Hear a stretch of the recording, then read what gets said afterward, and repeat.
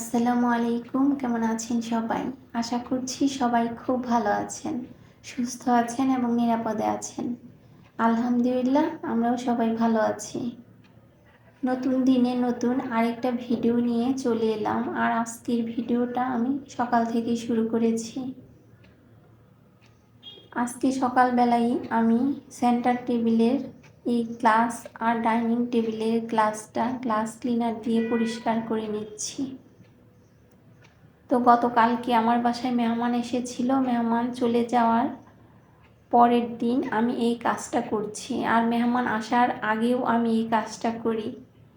তো মেহমান আসার আগে একবার ডাইনিং টেবিল গ্লাস ক্লিনার দিয়ে মুছে পরিষ্কার করে নিই, আবার যাওয়ার পরেও আরেকবার পরিষ্কার করি। তো মেহমান আসলে খাবার দাবারের একটু বেশি আয়োজন করা হয়, তখন তো ডাইনিং টেবিলে খাবারগুলো একটু পরেও বেশি। তো গ্লাস ক্লিনার দিয়ে পরিষ্কার না করলে দাগটা লেগে থাকে, এর জন্য আমি এই কাজটা করি।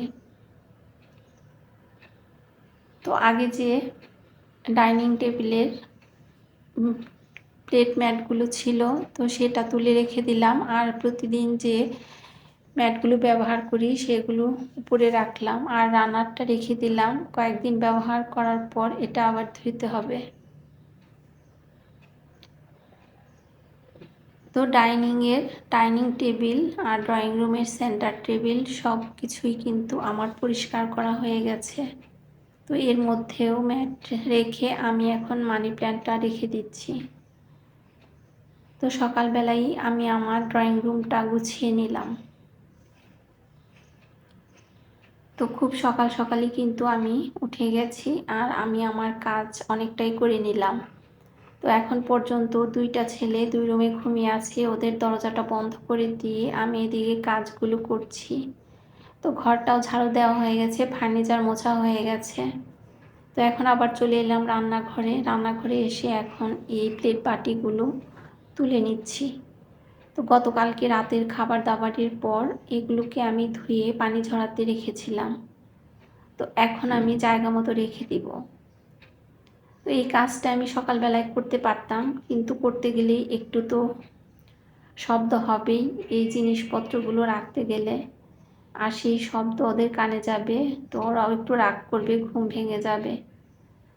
তো ওরা আসলেও ঘুমিয়ে থাকতে পারে সকালবেলায়, কিন্তু আমি তো পারি না। আমি আমার কাজ শুরু করে দিয়েছি।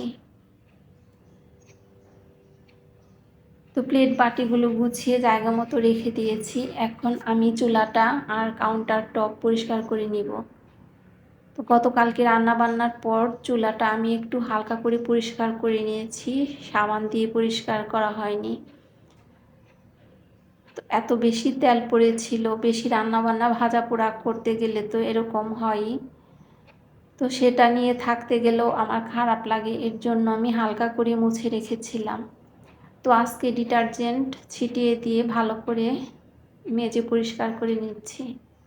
আর এই কাজটা আমি যতক্ষণ না করতে পারবো ততক্ষণ আমি একটুও শান্তি পাবো না।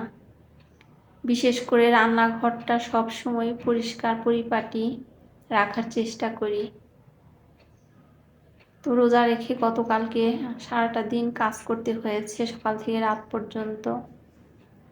তো তার জন্য রাতের বেলায় চুলাটা পরিষ্কার করতে পারিনি। তো আজকে সকালবেলায় করে নিলাম। আর সেহরির পর এই প্লেট বাটিগুলো জমা হয়ে আছে, তো সেইগুলো ধুয়ে নিচ্ছি। অন্য সময় কিন্তু সাথে সাথেই ধুয়ে নেই, তো আজকে আর সেটা করতে পারিনি, শরীরটা ভালো লাগছিল না, তো রেখে দিয়েছিলাম। এখন ধুয়ে নিচ্ছি। আর এই কাজটাই আমার কাছে অনেক অপছন্দের একটা কাজ। যখন যে জিনিসগুলো বের হয় আমি কিন্তু সাথে সাথেই সেগুলো ধুয়ে পরিষ্কার করে রাখি। তো আজকে সেটা করা হয়নি। তো জমানো প্লেট বাটি হাঁড়ি পাতিল এগুলো ধুয়ে পরিষ্কার করলাম, আর সিঙ্কটাও মেজে নিলাম। তো এখন আমি এই কাউন্টার টপটাও মুছে পরিষ্কার করে নিব। একটু হালকা করে মাজুনি দিয়ে মেজে নিয়েছি আগেই। তো এখন মনে হচ্ছে যে বড় একটা কাজ আমার উদ্ধার হলো। তো রান্নাঘরটা যতক্ষণ নোংরা ছিল ততক্ষণ কিন্তু আমি একটু শান্তি পাইনি। তো রান্নাঘরটা পরিষ্কার করার পর মনে হচ্ছে অনেক বড় কাজ শেষ হলো। তো চুলাটাও মোছা পরিষ্কার করা হয়ে গেছে। তো এই কাজগুলো আসলেও রান্নাবান্নার শেষ করেই করার চেষ্টা করি, কিন্তু গতকালকে করার মতো ওরকম পরিস্থিতি ছিল না। যে জিনিসগুলো ইফতারের আগেই করতে হয় সেই কাজটা করে ইফতারের আগে আসলে ওইভাবে চুলা পরিষ্কার করার টাইম পাওয়া যায় না। তো তার মধ্যে আবার গেস্ট ছিল, তো তাদেরকেও একটু সময় দিতে হয়েছে। রাতের খাবারে বেগুন ভাজি করেছি, তো তখনও একটু তেল পড়েছিল। তো এখন কিন্তু পুরো রান্নাঘরটা আমি মেজে মুছে পরিষ্কার করে নিলাম। তো রান্নাঘর যেহেতু পরিষ্কার করা হয়ে গেছে, এখন আমি অন্য কাজগুলো করে নিচ্ছি। তো রান্নাঘরটা যখন পরিষ্কার করছিলাম তখন ছেলের বাবা বাজারে গিয়েছিল, বাজার থেকে কিছু মাছ নিয়ে এসেছে। তো এই চিংড়ি মাছগুলো আমার এখন কাটতে হবে, আর বড় দুইটা মাছ নিয়ে এসেছে 2 রকমের, তো ওগুলো কেটে এনেছে, শুধু ধুতে হবে। মাছ ধোয়া, কাটা এবং প্যাকেট করা আমার হয়ে গেছে। তো মাছ কাটা ধোয়ার পর গোসল না করলে মাছের আষ্টে একটা গন্ধ কেমন যেন গায়ে থেকে বের হয়। তো এর জন্য ফ্রেশ হয়ে নিয়েছি। তো ফ্রেশ হয়ে বাকি 2টা রুম ছিল গোছানো, সেই 2টা রুম গুছিয়ে নিয়েছি। তো তারপর এই তো কিছু গোছানোর কাজ করলাম, আর এখন আমি ইফতারিও বানিয়ে নিয়েছি অফ ক্যামেরায়। তো কিছু ইফতারি কালকে ছিল আর কিছু বানানো হয়েছে। তো আজকে আমি সারাটা দিন সকাল থেকে দুপুর পর্যন্ত ধরতে গেলে শুধু গোছানো আর পরিষ্কার করার কাজটাই করেছি। তো অফ ক্যামেরায় ইফতারি বানালাম, আর এটা হচ্ছে সন্ধ্যার পর।